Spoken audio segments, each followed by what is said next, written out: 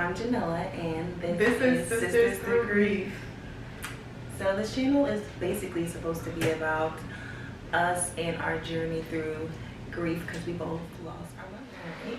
And this is my mom. Her name was Jeanette, and she passed away from breast cancer that metastasized to her brain. And this is my mom. Her name was Mona. She had MS and she passed away from complications to MS. I think what's really important about both of our stories is that mine occurred when I was an adult. Like, my mom passed away when I was 26, and my mom passed away when I was 7. So we have different, I guess, what would be the time? we had different perspectives, definitely, and different. Yeah. Our grieving was definitely different. I mean, obviously, opposed to time, because you've been grieving way longer than me, but Right. I think the age difference makes it not more difficult. I don't know. I think it makes it, I think the longer time you have spent with someone, it makes it harder because you've spent so much time with that person. And then for me, I've grieved my mom and her mom, so That's double grief. twice. That's definitely double grief. And I think when you lose someone, you definitely come to a crossroads. It's either like, am I going to be a good person for the person I lost, or am I about to be a bad person tripping out over the person I lost? I feel like sometimes I go through both. Yeah, and so I learned in school that grief is not a linear thing, like it's a up and down thing. So some days you might be good, and some days you might be bad, and some days you might be both. You might be good in the morning and bad at night. And I definitely feel like that's true.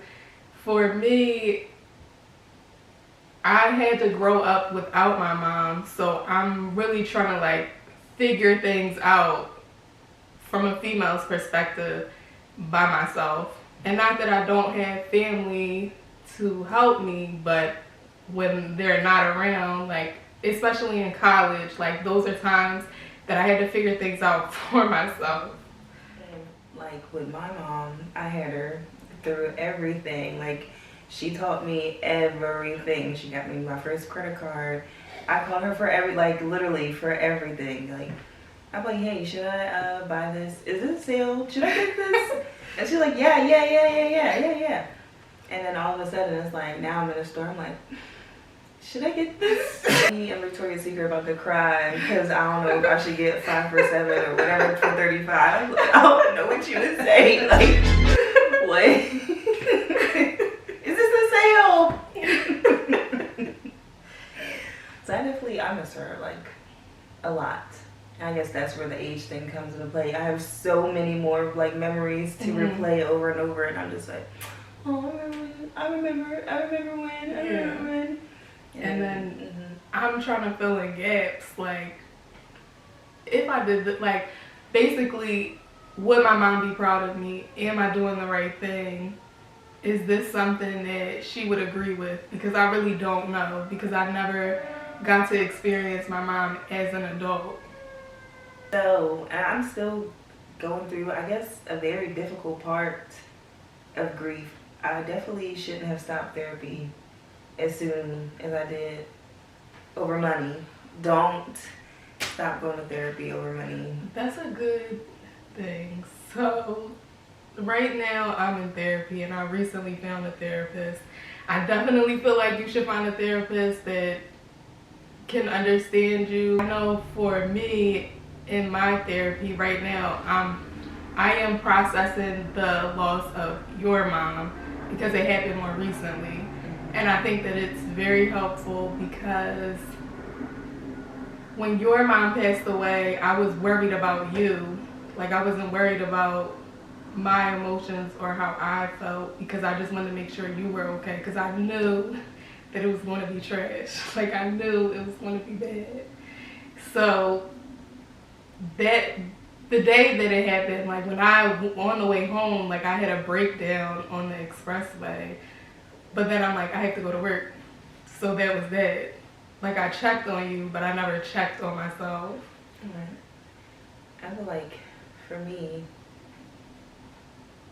it was really trash. Like, the day I put her on hospice, I was at work, and like I couldn't even, like I started, I got report, I'm like about to start my rounds, and then I just went in the closet like, I don't know why I thought I could come here, but I can't be here. Like, so I ended up like crying in front of my manager, like I really have to leave, like right now.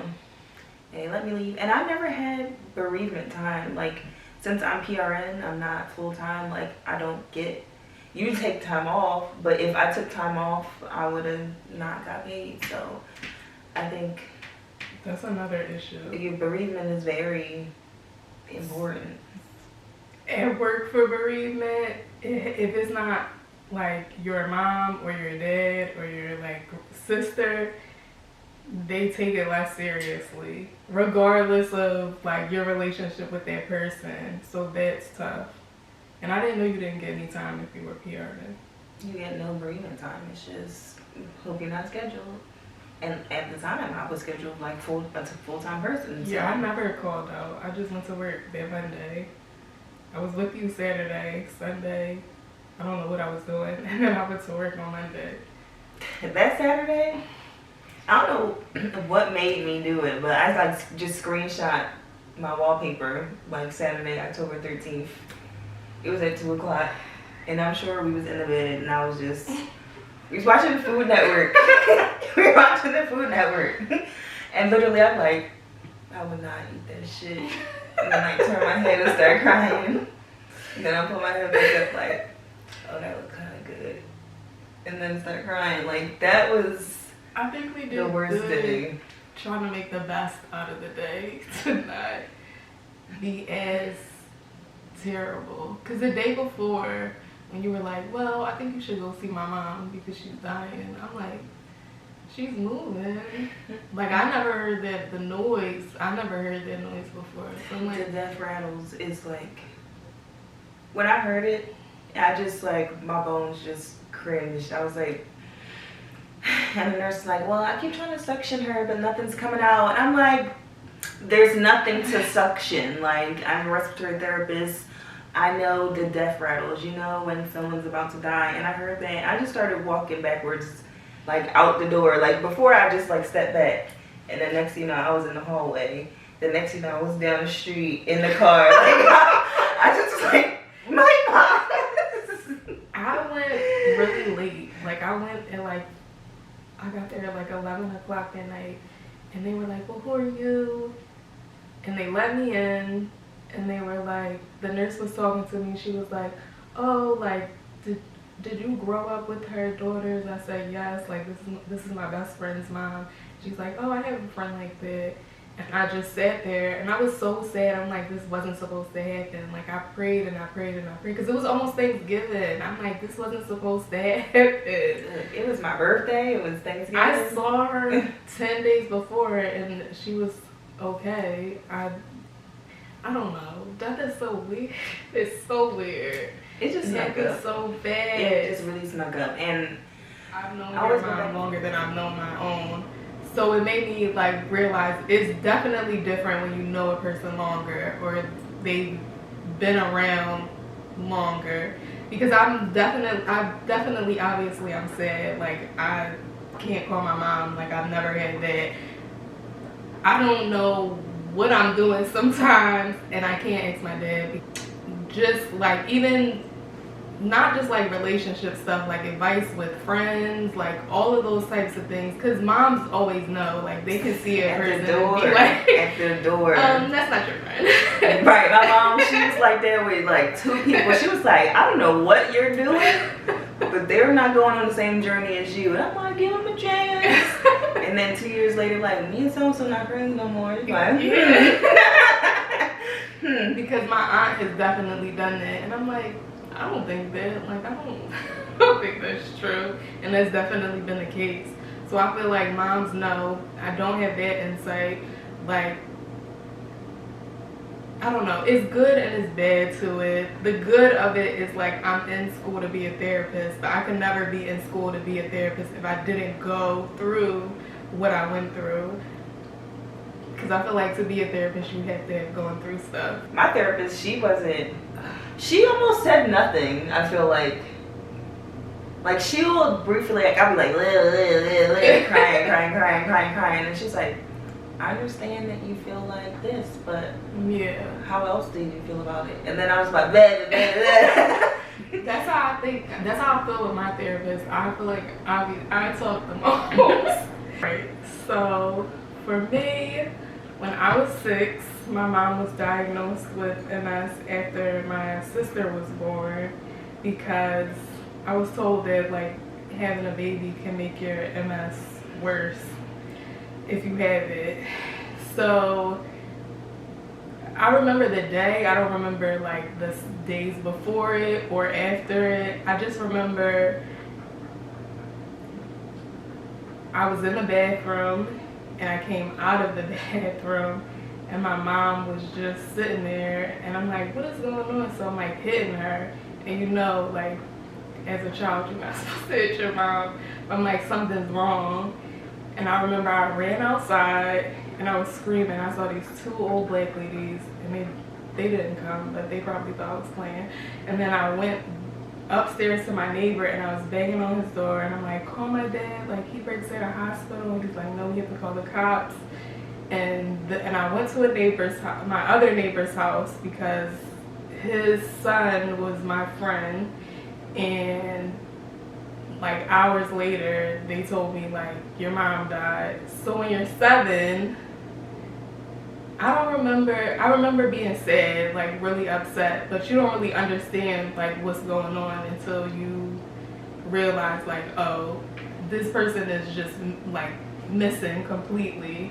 But I think kind of like with your mom, like first I didn't realize that there was trauma until recently, because you finding your mom at 7 is not a normal thing at all. And then like as a child, like you just go out and play like with your friends, and I had to go to school. It was, I think, the middle of the summer. I had to go to school like a month and a half later. So I never dealt with any of it. Like there would be times where I would be sad, like, oh, I wish I had my mom. But I never realized like how bad it was until the end of college, when I'm like, I need my mom because I don't know what I'm doing. And I was in a relationship that I shouldn't have been in. And so when that ended, I realized like, oh, like there's unfinished stuff from my mom, and it's coming out because of this. And so that's my mom's story.